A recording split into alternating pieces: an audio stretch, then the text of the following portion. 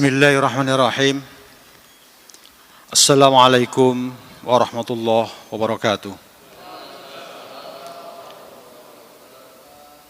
Alhamdulillahirabbil alamin. Allahumma shalli wa sallim ala sayyidina Muhammadin wa ala alihi wa ashabihi ajma'in. Amma ba'du. Yang kami hormati keluarga besar Jamaah Masjid Darul Ilmi STIK PTIK. Awal sekali marilah kita panjatkan puji syukur kehadirat Allah Subhanahu wa taala. Pada malam hari ini kita masih diberikan kesehatan, kita masih diberikan kesempatan, kita masih diberikan kemauan untuk melaksanakan rangkaian ibadah insyaallah dari sholat isya, tarwih dan witir pada malam hari ini. Mudah-mudahan ibadah kita diterima Allah Subhanahu wa taala, amin. Sholawat tercurah salam ke pangkuan Nabi Agung Muhammad sallallahu alaihi wasallam, syafi'ul ummah, khatamul anbiya wal mursalin, uswatun hasanah, suri toladan sepanjang zaman. Mudah-mudahan kita semua dapat melaksanakan sunnah-sunnah beliau dengan baik dan paripurna. Amin Allahumma amin. Hadirin jamaah sholat tarawih yang dimuliakan Allah. Pada kesempatan yang baik ini, mari sama-sama kita mencoba memahami syariat Allah terkait dengan pelaksanaan ibadah Ramadan. Kita sadar betul bahwa hidup kita ini adalah milik Allah. Hidup ini di dalam genggaman Allah. Setidaknya kita dari lahir saja tidak pernah bisa meminta dari rahim siapa kita ingin dilahirkan.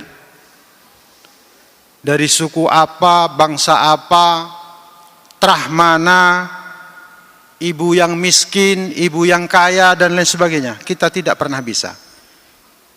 Itulah sejak lahir kita berada di dalam genggaman Allah. Di dunia ini, tampaknya saat ini di dunia ini tampaknya serasa milik kita. Dunia ini serasa milik kita, serasa. Kita ingin ke barat, jadilah ke barat. Kita ingin ke timur, jadilah ke timur.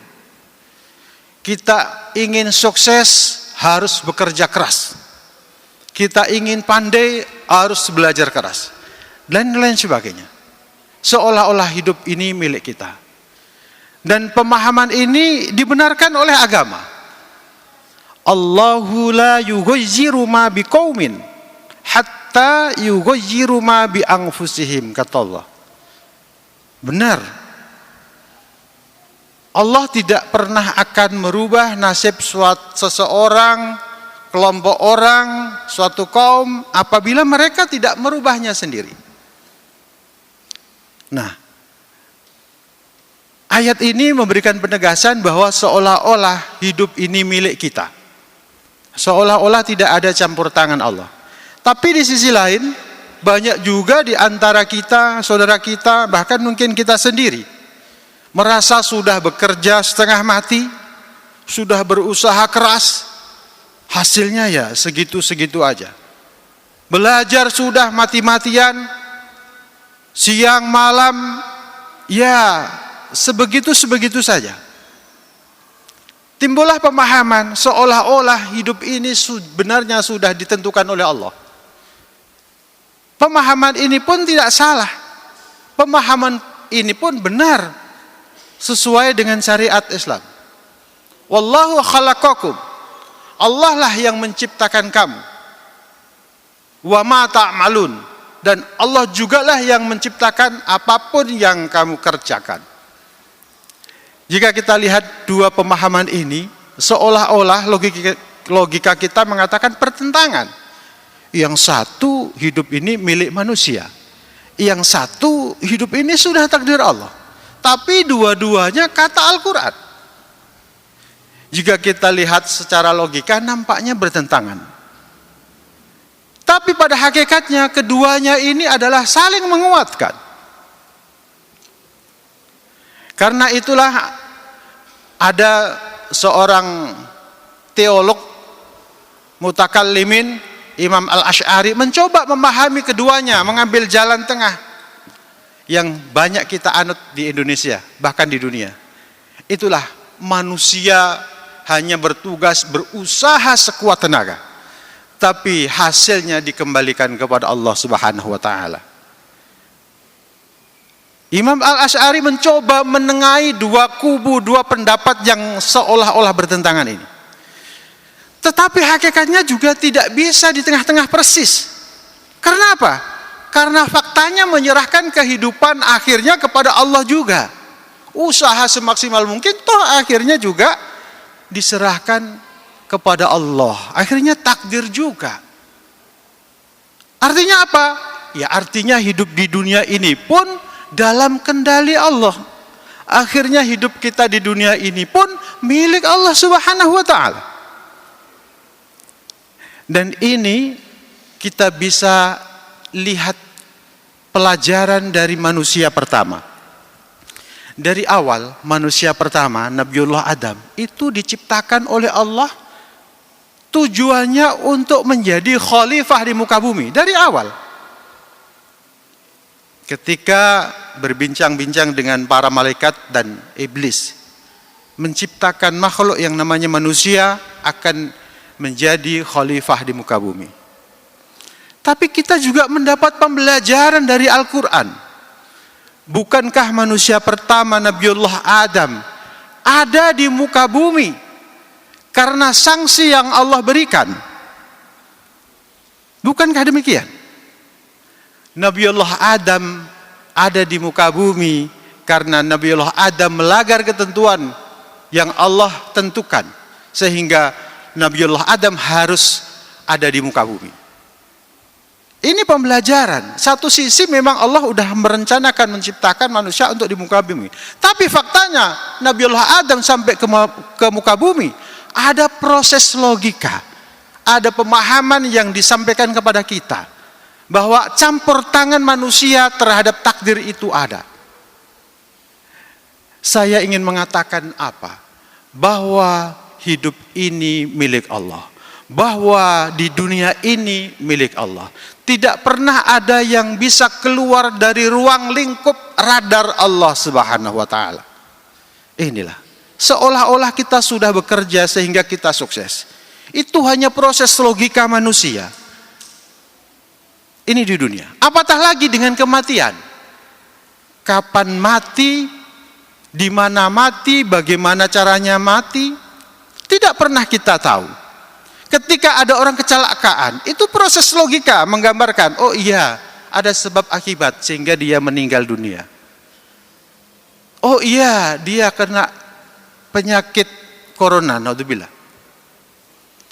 Itu logika yang digambarkan Allah Subhanahu wa taala kepada kita. Tapi pada hakikatnya itu sudah ada dalam payung, tidak ada yang pernah keluar dari radar Allah Subhanahu wa taala.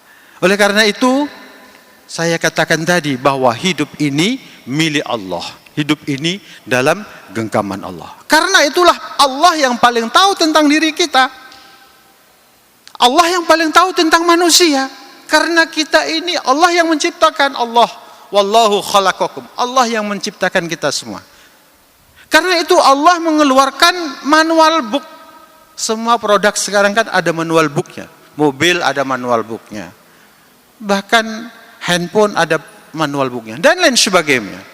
Itulah Al-Quran, Al-Hadis. Manual book bagi manusia. Sehingga orang itu akan berjalan pada relnya. sesuai dengan manual book yang Allah berikan. Tidak hanya sampai di situ, ternyata Allah juga memberikan panduan bagaimana untuk melaksanakan perawatannya. Allah memberikan perawatan. Pada bulan ini kita sedang dirawat oleh Allah, dididik oleh Allah.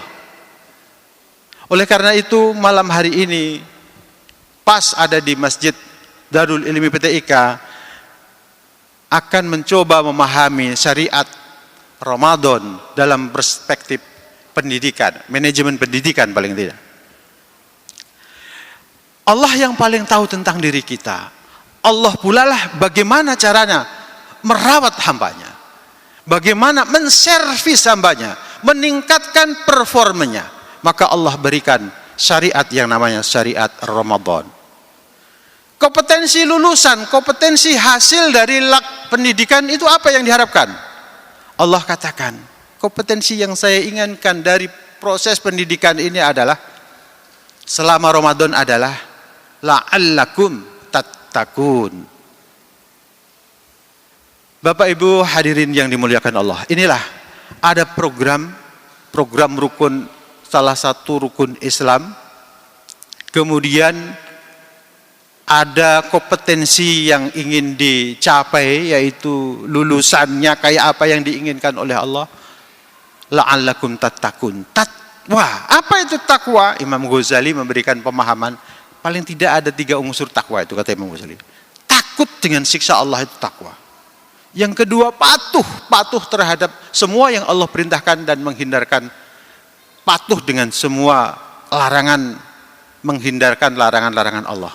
Dan yang ketiga, kata Imam Ghazali, takwa itu mencoba menghindarkan diri dari penyakit-penyakit hati. Itulah takwa.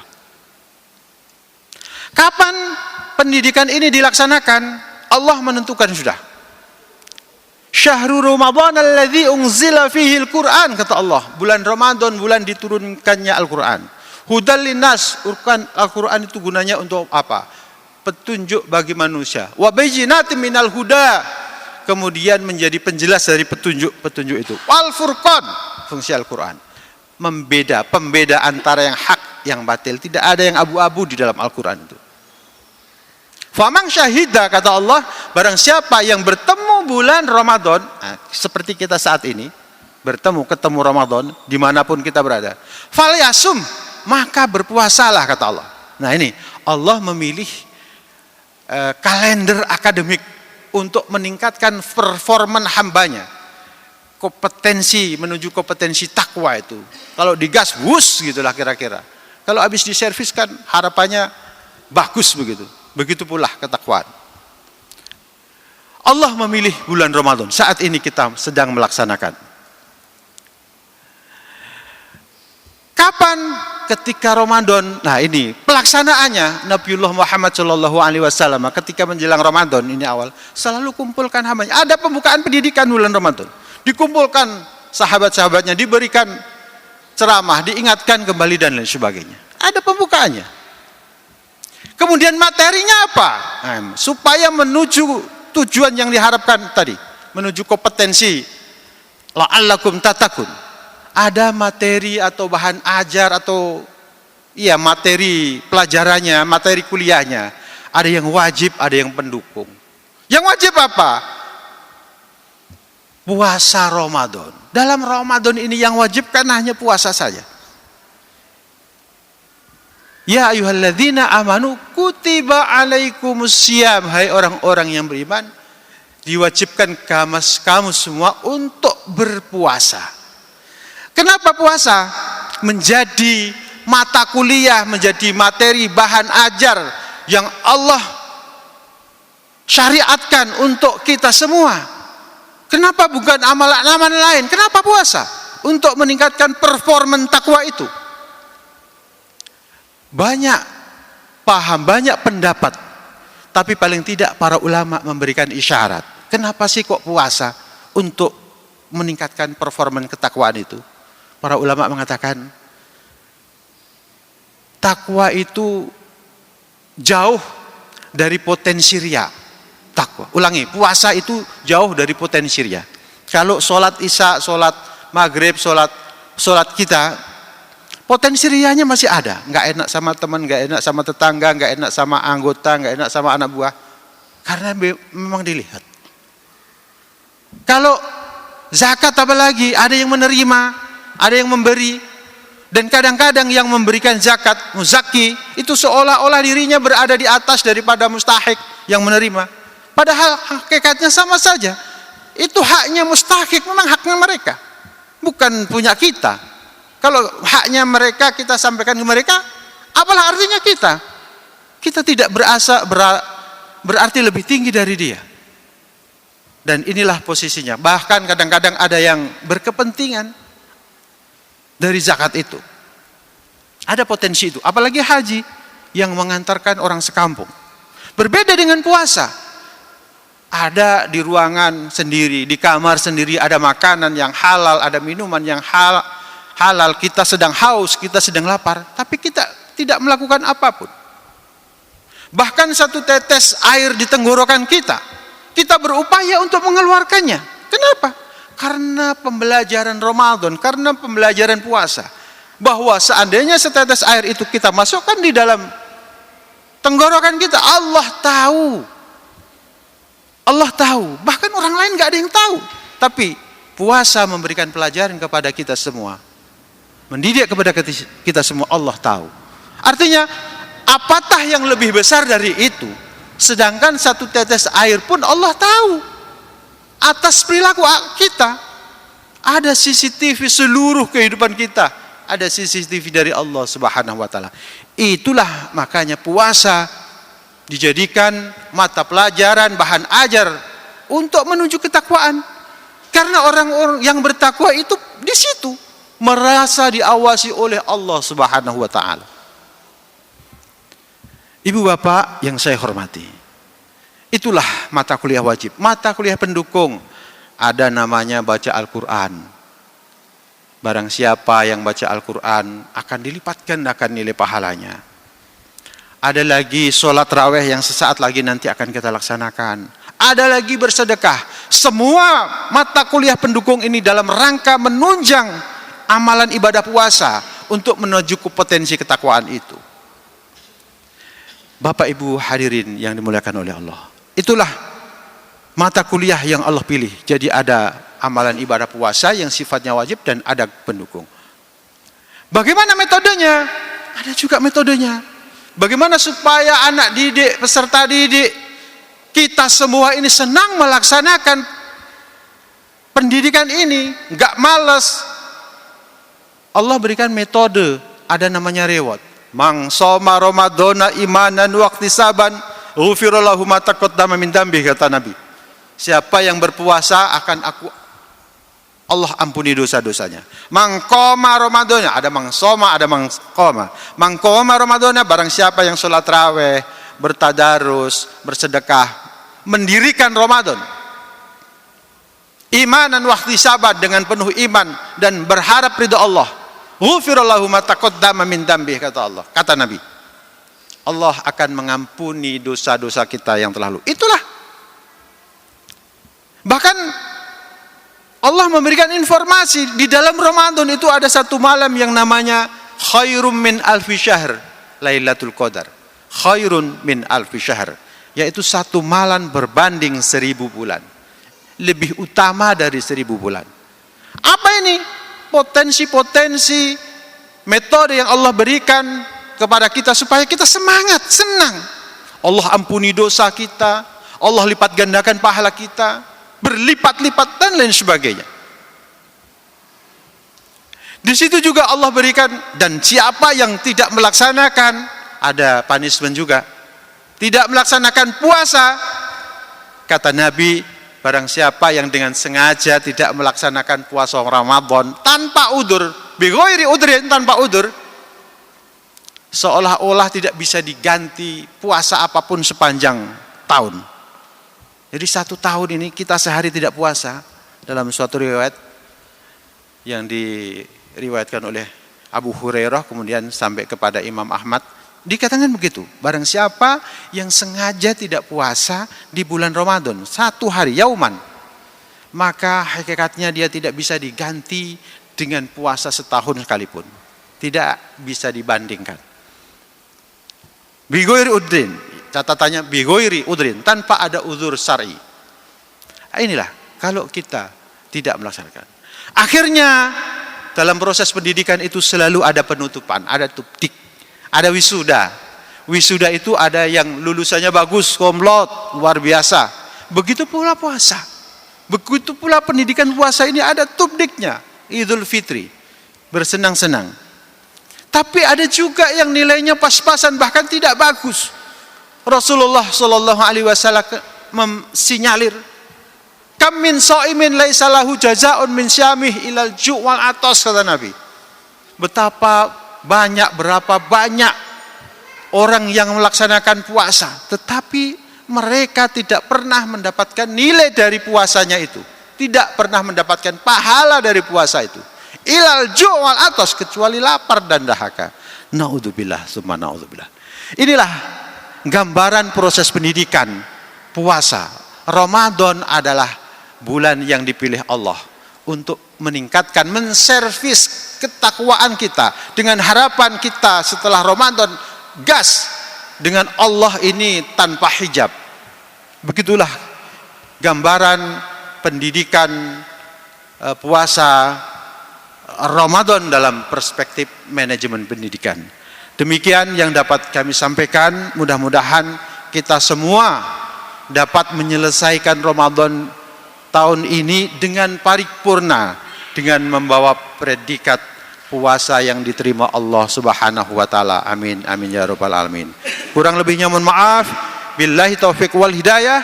Wassalamualaikum warahmatullahi wabarakatuh.